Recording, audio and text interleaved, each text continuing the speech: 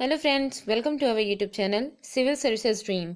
तो फ्रेंड्स, आज की इस वीडियो में हम लोग यूपीपीसीएस टेस्ट सीरीज 2021 की जो टेस्ट 2 है उसमें हम लोग पॉलिटी के क्वेश्चंस डिस्कस करेंगे। ठीक है, तो आज की वीडियो स्टार्ट करते हैं। देखिए, फर्स्ट क्वेश्चन है, इसमें दिया गया है सूची 1 और सूची 2 को सुमेलित कीजिए तथा नीचे दिए गए कूट की सहायता से उत्तर का चयन कीजिए। दो सूचियां हैं, पहली सूची में अनुच्छेद है, दूसरी सूची में उनके कंटेंट दिए गए हैं कि किस अनुच्छेद में क्या कहा गया है। तो देखिए, अनुच्छेद है अनुच्छेद 235, अनुच्छेद 338 का, अनुच्छेद 266, अनुच्छेद 394 का। सूची 2 में इसके कंटेंट में उच्च न्यायालय का नियंत्रण अधीनस्थ न्यायालयों पर रहेगा, भारत की संचित निधि, राष्ट्रीय अनुसूचित जनजाति आयोग, राष्ट्रपति अपने अधिकार के अंतर्गत इस संविधान का हिंदी भाषा में अनुवाद करेगा। तो इसका आंसर हमें कूट की सहायता से करना है। तो क्वेश्चन 1 का जो सही आंसर है वो है ऑप्शन बी 1324। तो एक बार मैच करके देख लेते हैं। देखिए, पहले में जो दिया गया अनुच्छेद 235, अनुच्छेद 235 में कहा गया है कि उच्च न्यायालय का नियंत्रण अधीनस्थ न्यायालयों पर रहेगा। ठीक है, तो इसका जो सही आंसर है वो फर्स्ट हो गया। अनुच्छेद 338 का जो है इसमें राष्ट्रीय अनुसूचित जनजाति आयोग, राष्ट्रीय अनुसूचित जनजातियों के बारे में अनुच्छेद 338 का में दिया गया है। और इसके बाद है फिर अनुच्छेद 266, अनुच्छेद 266 में भारत की संचित निधि के बारे में कहा गया है। और फिर लास्ट में है अनुच्छेद 394 का, इसमें है राष्ट्रपति अपने अधिकार के अंतर्गत इस संविधान का हिंदी भाषा में अनुवाद करेगा। ठीक है, तो क्वेश्चन 1 का जो सही आंसर है वो ऑप्शन बी है। नेक्स्ट क्वेश्चन है क्वेश्चन नंबर 2। क्वेश्चन 2 में है कि संविधान संशोधन अधिनियम के अंतर्गत भूतपूर्व देशी राज्यों के शासकों की विशेष उपाधियों को समाप्त कर दिया गया।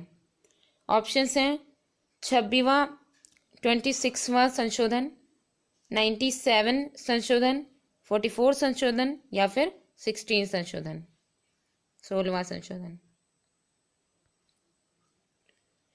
तो क्वेश्चन 2 का जो सही आंसर है वो है ऑप्शन ए 26वां संशोधन। 26वें संशोधन में ये दिया गया है कि जो भूतपूर्व देशी राज्य थे उनके शासकों की विशेष उपाधियों को समाप्त कर दिया गया है। ये 26वें संशोधन के अंतर्गत है। नेक्स्ट क्वेश्चन है क्वेश्चन नंबर 3। क्वेश्चन 3 में है प्रथम पंचायती राज व्यवस्था का उद्घाटन पंडित जवाहरलाल नेहरू द्वारा 2 अक्टूबर 1959 को किया गया था। किस जगह पे किया गया था वो बताना है। ऑप्शंस में है साबरमती में, वर्धा में, नागौर में या फिर सीकर में। तो क्वेश्चन 3 का जो सही आंसर है वो है ऑप्शन सी, नागौर में। प्रथम जो पंचायती राज व्यवस्था का उद्घाटन पंडित जवाहरलाल नेहरू के द्वारा 2 अक्टूबर 1959 को नागौर में किया गया था। राजस्थान देश का पहला राज्य बना जहां पंचायती राज व्यवस्था लागू किया गया। ठीक है, और इसीलिए जो योजना का शुभारंभ है वही पंडित जवाहरलाल नेहरू ने नागौर जिले में 2 अक्टूबर 1959 को किया था। तो इसका सही आंसर ऑप्शन सी है। नेक्स्ट क्वेश्चन है क्वेश्चन नंबर 4।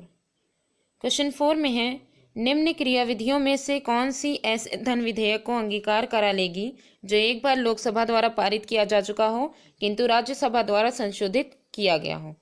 ऑप्शंस हैं, यह राष्ट्रपति को जाएगा, लोकसभा की बैठक में भाग लेने वाले तथा मत देने वाले सदस्यों के 2/3 बहुमत से पारित करना होगा, दोनों सदनों का संयुक्त अधिवेशन बुलाया जाएगा, या फिर ये पारित समझा जाएगा यदि लोकसभा इसमें दोबारा संशोधन करके स्वीकार अथवा अस्वीकार करते हुए पास कर दें। क्वेश्चन 4 का जो सही आंसर है वो है ऑप्शन डी, यह पारित समझा जाएगा यदि लोकसभा इसमें दोबारा संशोधन करके स्वीकार अथवा अस्वीकार करते हुए पास कर दें। देखिए, जो धन विधेयक है उसके बारे में संविधान के अनुच्छेद 110 में ये कहा गया है कि कोई विधेयक धन विधेयक तभी होगा जब लोकसभा का जो अध्यक्ष है वो ऐसा होने का वो अगर प्रमाण पत्र दे दे। ठीक है, और अगर ऐसा हो जाता है तो धन विधेयक को लोकसभा में पारित किया जाएगा, पारित करा करके राज्यसभा के पास भेज दिया जाता है।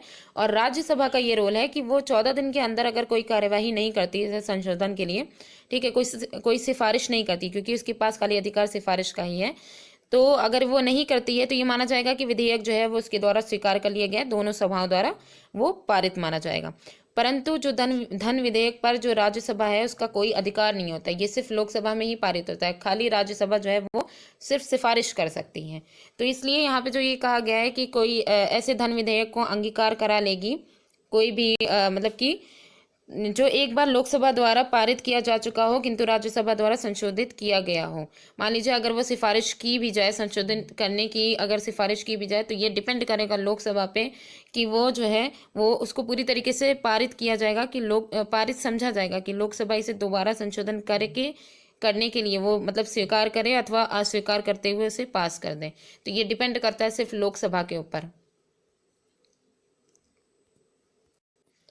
नेक्स्ट क्वेश्चन है क्वेश्चन नंबर 5। क्वेश्चन 5 में है, राज्यसभा के संदर्भ में निम्नलिखित में से कौन सा कथन सही है?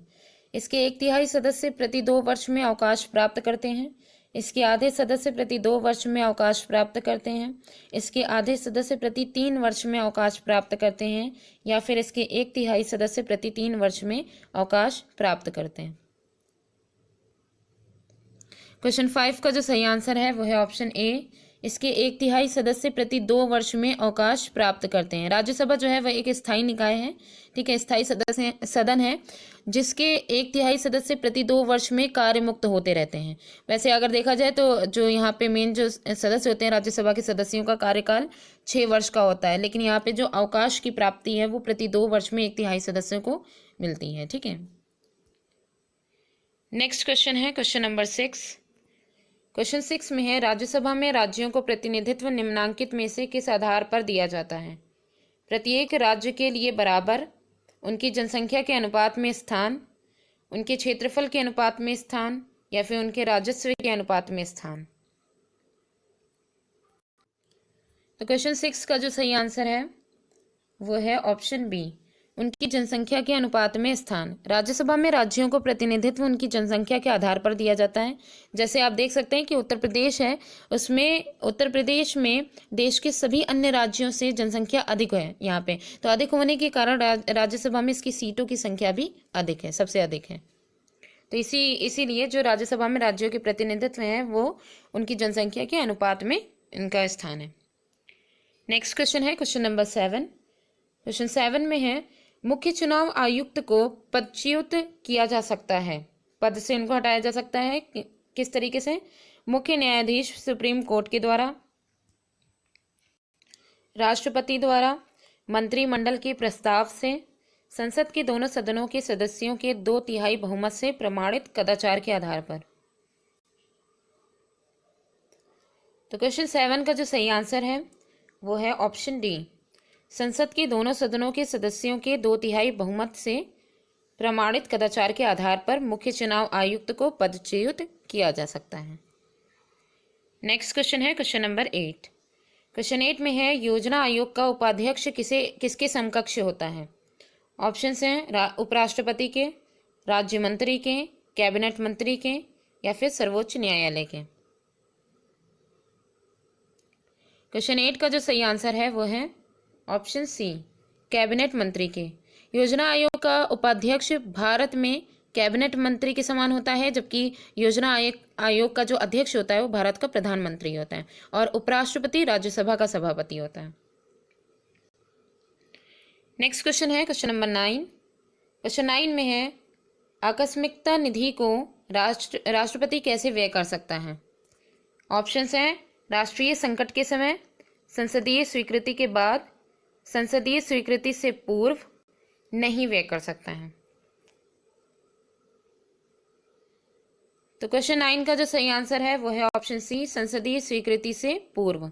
देखिए इसमें है क्या, राष्ट्रपति जो आकस्मिक विधि होती है उसको अनुच्छेद 267 के अनुसार संसद की अनुमति के पूर्व खर्च कर सकता है। इस आकस्मिक विधि जो निधि है उसकी स्थापना संसद द्वारा ही की जाती है, परंतु ये विधि पूर्ण रूप से राष्ट्रपति के अधीन होती है। राष्ट्रपति को जब भी इस निधि की आवश्यकता महसूस हो वो इसका प्रयोग कर सकता है। नेक्स्ट एंड लास्ट क्वेश्चन है क्वेश्चन नंबर 10।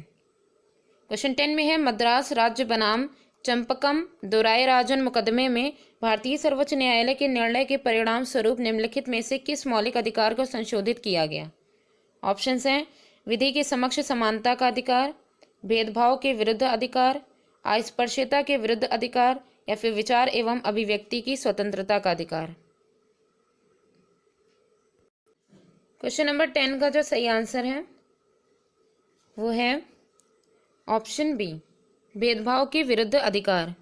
मद्रास राज्य बनाम चंपकम दोरायराजन के मुकदमे में सर्वोच्च न्यायालय ने राज्य को क्रमशः सामाजिक एवं शैक्षणिक दृष्टि से पिछड़े हुए नागरिकों के एक एवं अनुसूचित जाति एवं अनुसूचित जनजाति के लिए स्त्रियों एवं बच्चों के लिए विशेष प्रावधान करने का अधिकार दिया है और उनके विकास गरिमामय जीवन के लिए राज्य उनको विशेष सुविधाएं भी मुहैया कराएगा। ठीक है, तो ये जो मद्रास राज्य बनाम चंपकम दोरायराजन जो है, इसमें जो सर्वोच्च न्यायालय का निर्णय ये आया कि और उसमें जो मौलिक अधिकार को जो संशोधित किया है वो भेदभाव के विरुद्ध अधिकार वाला जो है इसको संशोधित किया है। तो फ्रेंड्स, आज की वीडियो यहीं पे एंड होती है। वीडियो कैसी लगी कमेंट करके ज़रूर बताइएगा। Thanks for watching.